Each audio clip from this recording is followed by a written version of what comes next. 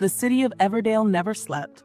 It pulsed with life, its skyline adorned with towering glass buildings that reflected the golden hues of the sunset. Among these structures stood a new architectural wonder, a masterpiece envisioned by Ethan Carter, a man who built walls not just in his designs, but around his heart. Sophia Bennett, a passionate journalist, thrived on emotions, the raw, untamed essence of human stories. She believed love was the most powerful force in the world, messy, unpredictable, and beautiful. Fate had a twisted sense of humor when it brought them together. Sophia had been assigned an in-depth feature on Ethan's latest project, a skyscraper set to redefine the skyline. From their very first meeting, it was obvious they were nothing alike. Ethan was cold, precise, and logical. To him, love was a distraction, an equation that never balanced. Sophia, on the other hand, was warmth and chaos, a woman who found poetry in the cracks of broken things. Their first interaction set the tone for what would follow. "You're late," Ethan remarked without looking up as she walked into his office. "You're rude," Sophia shot back, folding her arms.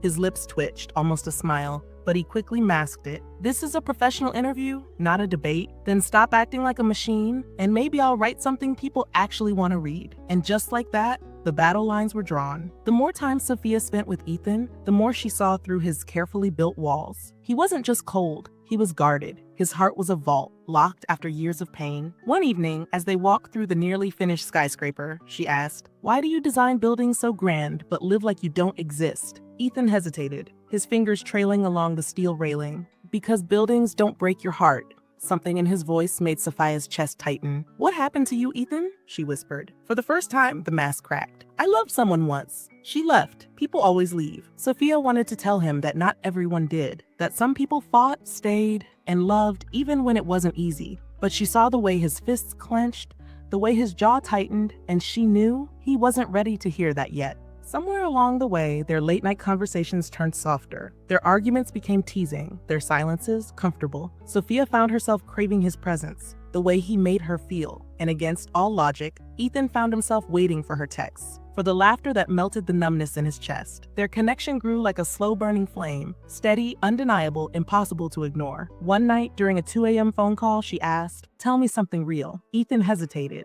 No one ever asked him that. No one ever cared. Finally, he whispered, "When I was a kid, I used to climb onto the roof of my house and pretend I could touch the stars. I wanted to build something so tall that I could stand on it and finally reach them." Sophia smiled, closing her eyes. "And did you?" He exhaled, a mix of nostalgia and regret. "I built towers, but I never felt close to the stars." Sophia's voice was barely above a whisper. "Maybe you're looking for the wrong thing." The moments that changed everything. One night, Ethan found himself in her tiny apartment, a stark contrast to his sleek, minimalist penthouse. It was messy, lived in, warm, just like her. His eyes landed on the wall of photographs first. "You take pictures?" he asked, scanning the hundreds of Polaroids.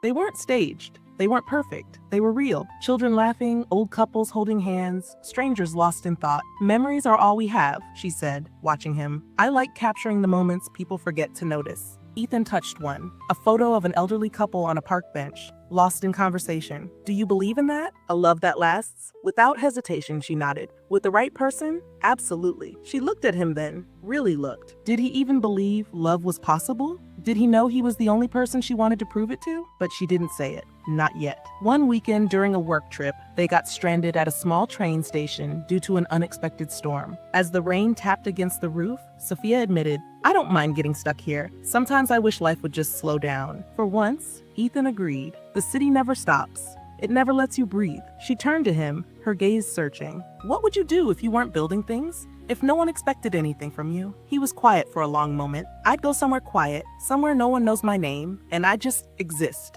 Sophia smiled. "That sounds lonely." Ethan met her eyes. "Not if you were there too." The air between them shifted. As she shivered, Ethan instinctively reached out, rubbing warmth into her hands. His touch sent electricity through her veins. For a second, she thought he might kiss her, but Ethan stepped back, jaw clenched, fists tight. Not yet. One evening, Sophia found Ethan at an old bookstore holding a copy of her favorite novel. She smiled.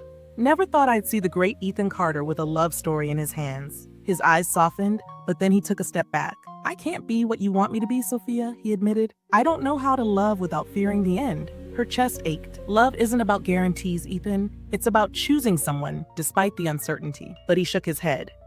"I can't risk breaking you the way I was broken." Tears burned her eyes. So you're breaking me now instead?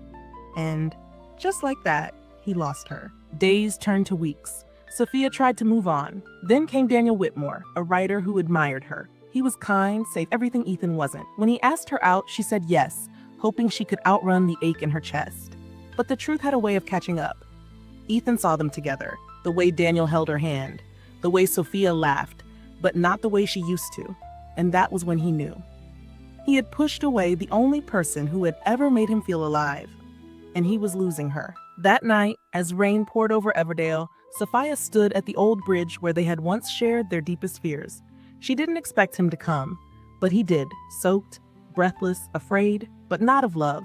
Not anymore. I'm an idiot, he confessed. I let fear win, but Sophia, you make me want to be brave. Tears blurred her vision. And I love you. I don't know how to be perfect, but I want to try, with you. So she stepped forward, cupped his face, and whispered, "Then let's be brave together." And as he kissed her, the rain washing away the past, they both knew this was love. Messy, imperfect, but real.